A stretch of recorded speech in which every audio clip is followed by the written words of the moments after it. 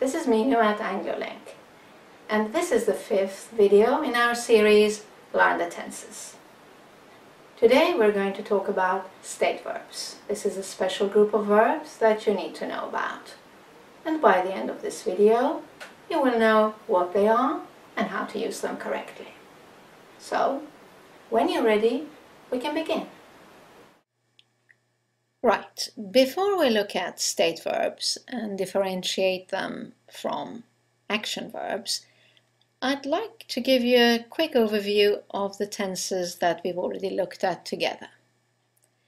Let's review them with 3 action verbs. Say, play, drive, and rain. So, remember present simple was to speak about facts and habits. I play tennis once a week. He drives fast. It often rains here. And then we looked at present continuous, which indicates an action which is in progress now. I'm playing tennis now. He's driving to Paris at the moment. It's raining again. And then we moved on to present perfect continuous, which was to talk about an action that started in the past and is still in progress. I've been playing tennis since I was 12. He has been driving for 3 hours. It has been raining all day. Then we looked at present perfect, an action that's complete at the time of speaking. I've played tennis with her once. He has driven 300 kilometers so far.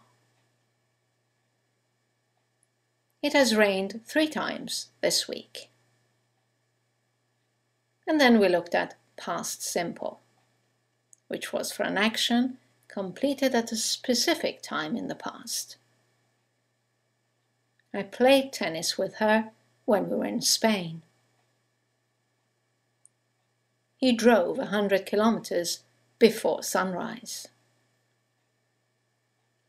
It rained heavily last night. Now you notice that all these examples are with what we call action verbs.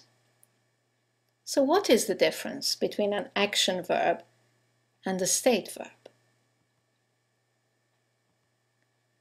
An action verb, and most verbs are action verbs, designates an action, something that you can start and stop as and when you want.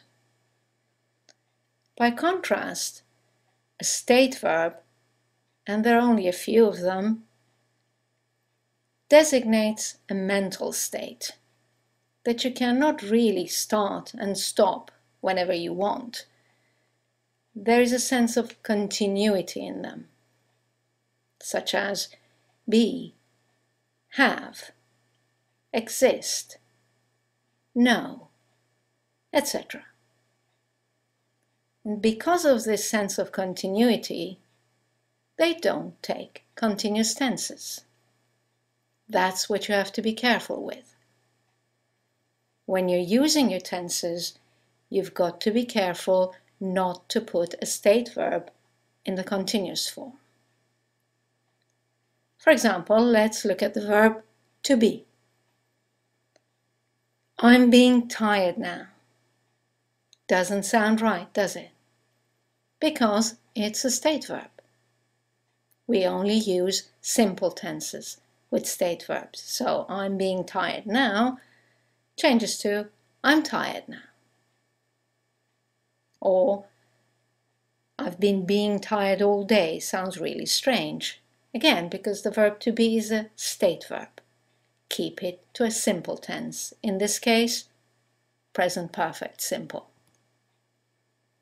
I've been tired all day. Let's look at 2 other state verbs. I'm having a red car.